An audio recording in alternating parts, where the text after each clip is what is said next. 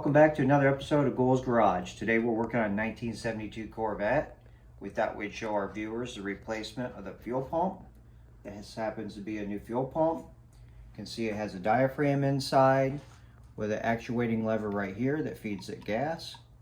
That lever is driven off the cam down here and this rod right there. That rod needs to be moved up before we put the pump in. I'll show you a little diagram that the manufacturer's given us that shows you what we're trying to achieve here. We want to get that rod moved up so that lever sits right on that pin. I'm gonna set this down. If you haven't done this before, this is my little trick to it. There is a bolt in the front of the block right here that you can take out. That goes completely through to that rod. I have a magnet, and I'll come down here and I'll work that rod up with my magnet, as you see. And I'll take a punch and I'll keep that up out of the way.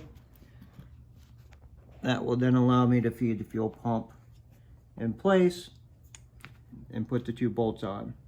So we're going to go ahead and do that next. Stay tuned. We'll show you it installed in a few minutes. Thanks. All right, we just finished tightening up the fuel pump. We'll give you a look down here, show you it's already assembled. It was just these two bolts on there. After we pushed that rod up and held it, this bolt, put that bolt back in. We'll be moving on to fuel lines. Pretty easy DIY project for you. Thanks for viewing Ghouls Garage. Have a great day.